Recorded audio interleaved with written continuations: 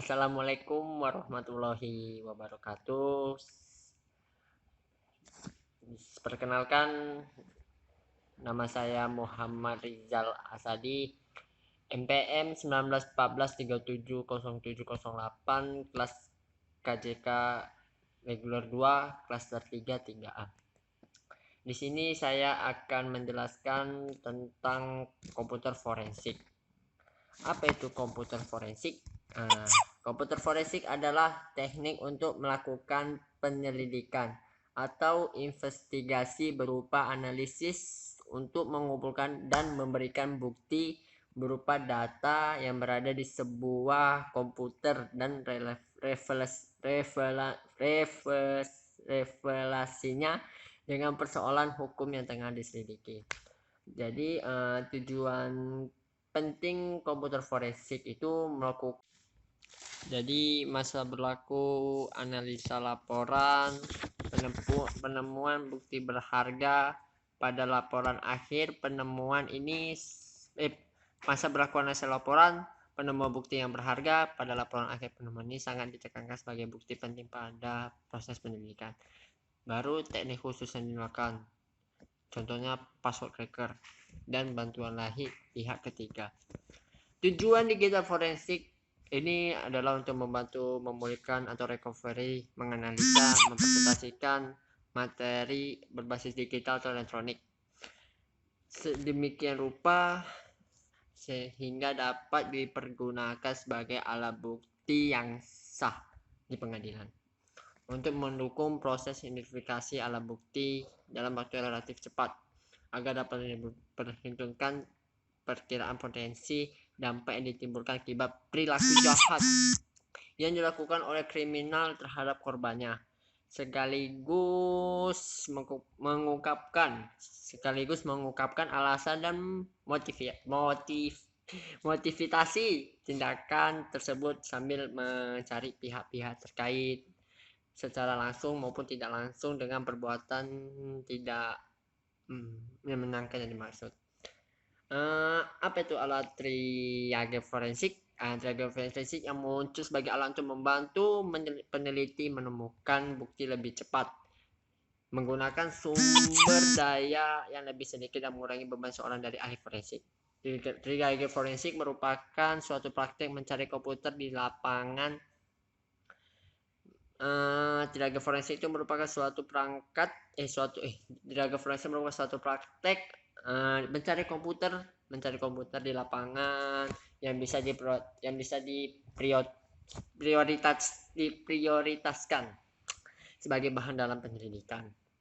Legalitas dalam di komputer forensik yaitu asas legalitas adalah asas umum yang mengutarakan kualifikasi atas suatu tindak pidana yang harus dicantumkan dalam peraturan perundangan lebih dahulu. Jika perbuatan tersebut sudah ditetapkan, maka setiap orang harus memenuhi unsur sebagaimana diatur dalam peraturan perundang-undangan. Maka perbuatan tersebut dapat dikualifikasi sebagai perbuatan pidana dan dapat dipidana. Legalitas alat bukti elektronik dalam UU itu diatur dalam bab 3 tentang informasi dokumen dan tanda-tanda elektronik serta pasal 44 UU ITE. Pasal 5 UU ITE disebutkan yaitu satu, informasi elektronik atau dokumen elektronik dan atau hasil cetaknya merupakan alat bukti hukum elektronik. 2, informasi elektronik dan atau dokumen elektronik dan atau hasil cetaknya sebagaimana dimaksud pada ayat 1 merupakan alat perluasan dari alat bukti sah sesuai dengan hukum acara yang berlaku di Indonesia. Informasi elektronik dan atau dokumen elektronik dinyatakan sah apabila menggunakan sistem elektronik sesuai dengan ketentuan yang diatur dalam UU ini. Ketentuan mengenai informasi elektronik dan atau dokumen elektronik sebagaimana masuk pada ayat 1 tidak berlaku untuk A. Surat yang menurut UU harus dibuat dalam bentuk tulisan, dan B. Surat beserta dokumen yang menurut UU harus dibuat dalam bentuk alat notaris atau akta yang dibuat atau penjabat pembuat akta. Oke, itu penjelasan tentang komputer forensik. Mohon maaf banyak ada kesalahan-kesalahan dalam saya menyampaikan komputer forensik. Demikian dari saya, mohon maaf ada kesalahan. Ini dari saya. Assalamualaikum warahmatullahi wabarakatuh. Di subscribe ya, di subscribe, di like. Bukan suatu penyelidikan terstruktur dan sistematis di dalam pencarian bukti-bukti data yang ada untuk mendapatkan apa yang sebenarnya terjadi pada komputer tersebut, serta siapa yang bertanggung jawab, baik user ataupun stakeholder. Contoh kasus digital forensik Indonesia, kasusnya itu bom bunuh diri. Bom bunuh diri itu salah satu contoh teroris lah. Jadi pada tahun 2009 tanggal 29 September. Jadi Polri itu akhirnya membedah isi laptop teroris ini, namanya Nurdin M. Top, yang ditemukan di dalam penggerebekan di Solo. Dalam temuan tersebut akhirnya terungkap video rekaman kedua pasangan dalam ledakan bom di Megah, Kuningan. Jadi sekitar 3 minggu sebelum peledakan itu pasangan ini pada video tersebut setidaknya melakukan field tracking. Field tracking itu pencarian, mencari. Jadi sebanyak 2 kali ke lokasi sebuah hotel di JW Marriott, kalau nggak salah di hotel JW Marriott, ya di JW Marriott dari Skelton, yang terletak di daerah elit di mana banyak tempat elit lah. Dalam melakukan survei tersebut pasangan itu didampingin oleh namanya Syarifuddin sebagai pemberian arahan dalam melakukan eksekusi bom bunuh diri. Jadi si Syarifuddin ini dia memberikan arahan, oh di sini tempatnya yang cocok untuk melakukan bom bunuh diri, melakukan aksi bom bunuh diri tersebut.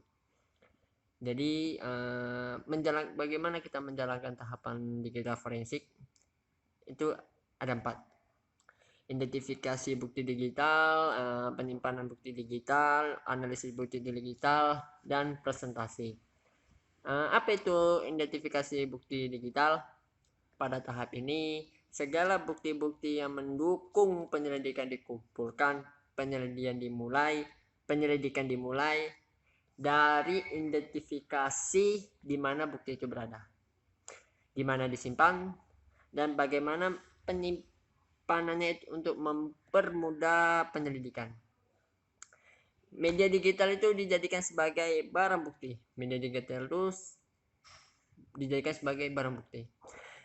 Mencakup sebuah sistem komputer, media penyimpanan seperti flash disk, hard disk, itu sebagai identifikasi bukti digital. Baru penyimpanan bukti digital. Apa itu penyimpanan bukti digital? Tahapan ini mencakup penyimpanan dan penyiapan bukti-bukti yang ada, termasuk melindungi bukti-bukti dari kerusakan, perubahan, dan penghilangan oleh pihak-pihak tertentu. Bukti harus benar-benar steril. Artinya itu belum mengalami proses apapun ketika diserahkan kepada ahli digital forensik untuk diteliti. Karena bukti digital bersifat sementara atau volatile, mudah rusak, berubah, atau hilang. Maka pengetahuan yang mendalam dari seorang ahli digital forensik mutlak diperlukan. Kesalahan kecil pada pengenalan bukti digital dapat membuat barang bukti digital tidak diakui di pengadilan. Jadi kalau hilang, rusak, itu pengadilan tidak mengakuinya. Bahkan menghidupkan dan mematikan komputer dengan hati-hati itu bisa saja merusak atau merubah barang bukti tersebut. Jadi ini alat bukti ini digital nih harus gimana ya, penting sekali, sangat penting.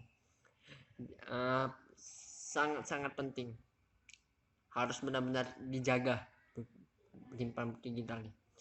Jadi yang ketiga tuh menganalisa bukti digital.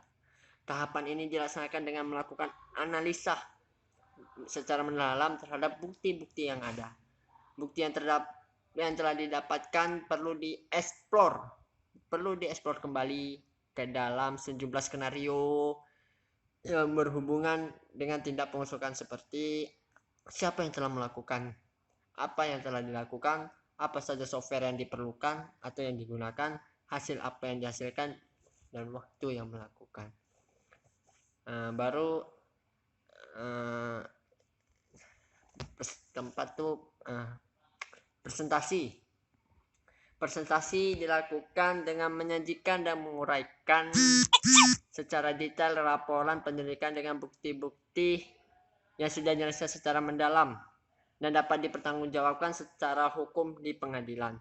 Laporan yang disajikan harus di cross check hasil dengan saksi yang ada, baik saksi yang terlibat dalam langsung maupun tidak langsung. Hasil laporan akan sangat menentukan dalam menetapkan seorang bersalah. Hasilnya akan menetapkan ini orang ini salah atau tidak. Disajikan benar-benar akurat, secara teruji, terbukti.